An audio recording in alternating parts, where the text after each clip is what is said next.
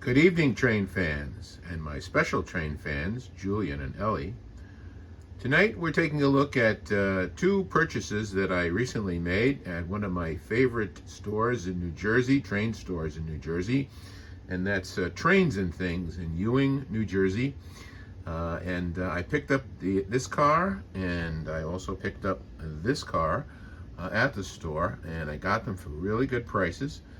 This one is called a Lionel milk car, and this one is a ready-made trains RMT boxcar that celebrates the United States Navy, the Naval Shipyard at Philadelphia, Pennsylvania, and the Battleship New Jersey, okay, which is at Camden, New Jersey today as a museum ship. And I was kind of attracted to this car because of the fact that it celebrates the Navy, and also because I like the color, and also because I like the Battleship New Jersey. And I know that having purchased ready-made train cars in the past, the quality on these cars is phenomenal. The detail on these cars is phenomenal. Even still in the box, before I take it out of the box, you can see some of the detail that exists on the surface of this car. The beautiful paint job, of course.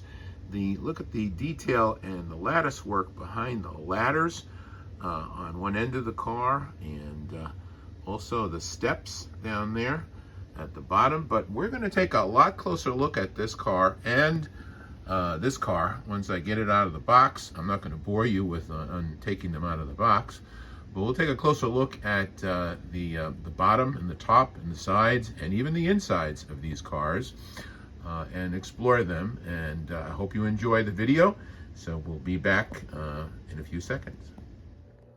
And this is a Lionel NW2 diesel switcher, number 621 for the Jersey Central Lines Railroad, manufactured by Lionel between 1956 and 1957.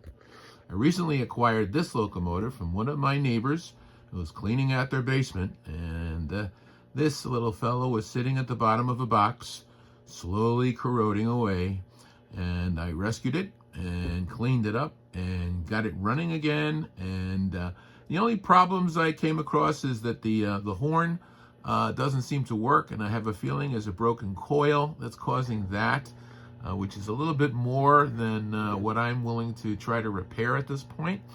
But I was able to put an LED headlight on the front there, as you can see.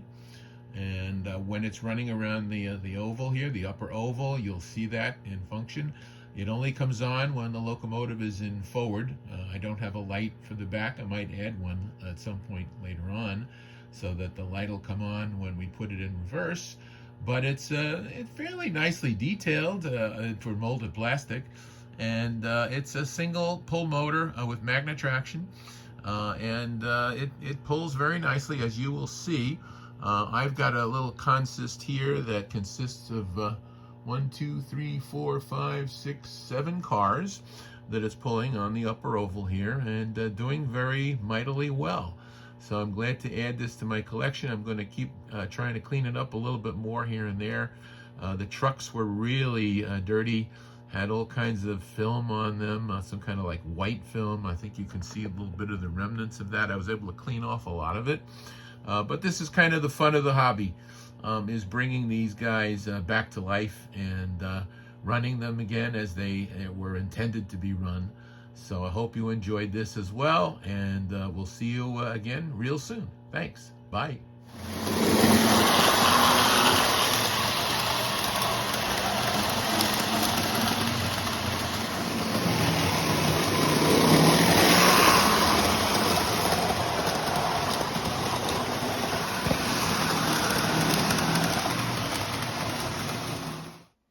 Okay, so first up, we have the Lionel Nesquik milk car, which was released by Lionel in 2004. It's the first release of this type of milk car, and what's different about it is that it actually has milk tanks inside the boxcar itself. These are I guess, metal tanks, or simulated metal tanks, that would store the milk inside. And when I remove the roof off the top of the car, you'll see what that looks like.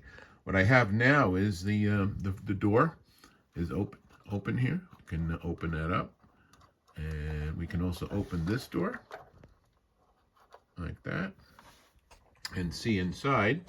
There's not much detail on the inside, but these doors are very nice, and the hinges are very nice.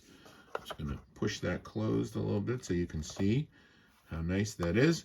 And along the side of the car here, we have a ladder going up from a step, and there's a walkway on the top of the car that runs the length of the roof of the car to the other end. Okay, there's a grab iron over here.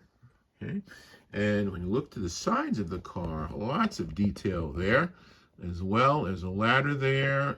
There's some grab rails there, and there's the coupler.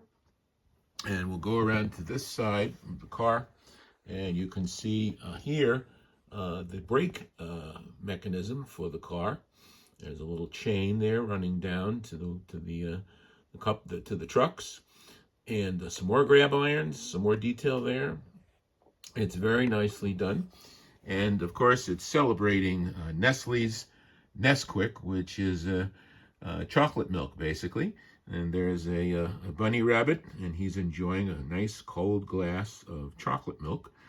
And that's kind of what attracted me to this particular car, was Nestle's Nesquik, because when I was growing up in the Bronx, very often I'd make myself some chocolate milk, and Nestle's Nesquik was one of the products that I used to make that chocolate milk. So I'm kind of reminiscing here a little bit, and also enjoying this milk car. So in the next segment here, I'm going to show you what the car looks like with the top removed.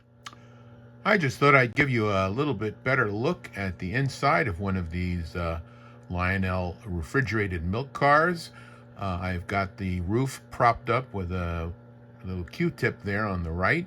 And as you can see, if you look down inside the car there, we have two stainless steel milk tanks, which would be glass lined. Right? Each one of these tanks would hold about 3,000 gallons of milk, and that pipe would connect the two, and then there are two valves you see down at the bottom, which would be used for either filling or emptying these tanks. And the whole idea behind these stainless steel glass lined tanks was to keep the milk cold, at least 38 degrees, if not cooler than that, so that the milk wouldn't spoil on its way to the destination. I think when they originally developed these cars, they wanted to test them to make sure that the milk would stay fresh for at least the journey. And what they did was they did a test run from the state of Wisconsin to the state of Florida. And they checked the temperature of the milk all along the way, and they found that it only rose in temperature by about 1 degree during the entire trip from Wisconsin to Florida. So that kind of gave them the confidence that this method of keeping the milk cool, and this was before refrigeration really took hold. So we're talking about the 1920s, the 1910, 1920 era, World War I period of time that they were using this, before refrigeration finally replaced this method of keeping milk cool on its way to the homes of America and other places. Anyway, I thought you'd find this interesting. I certainly did. I'm interested enough that I think this isn't going to be the only milk car I own. I think I'll be looking for a few more, but I think, as I mentioned, I was particularly interested in this one because of the Nestle's Nesquik logo on the front, with the bunny rabbit there having a nice cold glass of chocolate milk, as many of us may recall enjoying in our childhood, and maybe we still enjoy them now. Anyway, I thought you'd find this interesting, so thanks again for watching, and we'll see you again real soon. Bye for now.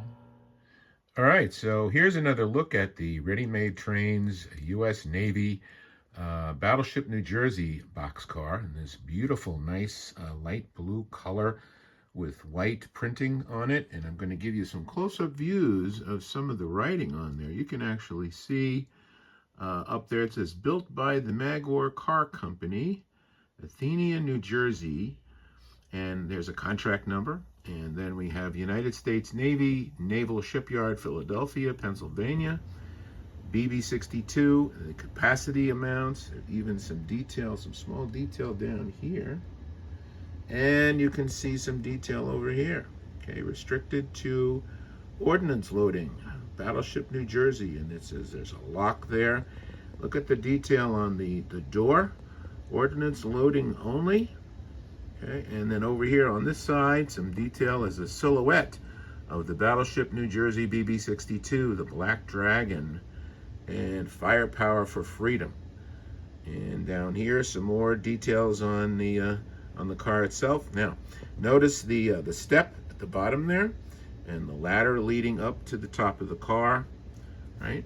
And then up here, the simulated metal grating on the top, and the walkway that goes all the way to the other end of the car, and there's another grating on the other side. You can see a lot of detail here. Look at the brake wheel and the chain just below the brake wheel. Look at all the detail on the side of the car here. This is really fantastic for the price. And these cars go for about $35.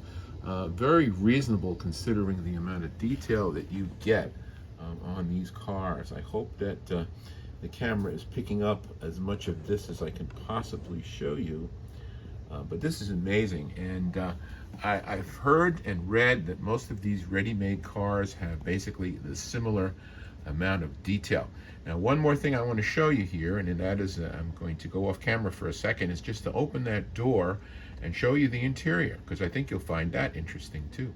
Okay, so I have opened up the boxcar door, and take a look at that detail. There's a simulated cargo load in there, right? And a nice brown floor that you can see, right? And you can see light coming through from the other side. But this really kind of gives the car a really good three-dimensional aspect to it, because it's not just an empty car. It actually has some simulated cargo load in there. And a very accurately simulated wooden floor inside the car. So that's kind of fascinating too. Anyway, I wanted you to see all this detail before I put this car on the track and part of a consist, and we'll have one of my locomotives pull these cars around the track for you to enjoy. So hope you enjoyed this little presentation on these two cars, and I hope that you'll visit my friend Tony at Trains and Things in Ewing, New Jersey, because he's got some fantastic deals, a fantastic selection of locomotives, diesel, steam, from all the different eras, from the pre-war, the post-war, the MPC era, and of course the Lion Chief and Command Control eras of Lionel trains. So I hope you'll visit his store. See you again real soon, and again, thanks for watching. Please like, comment, and subscribe, and we'll see you next time on the Morrisania and Harlem River Railroad. And remember, run your trains. Bye for now.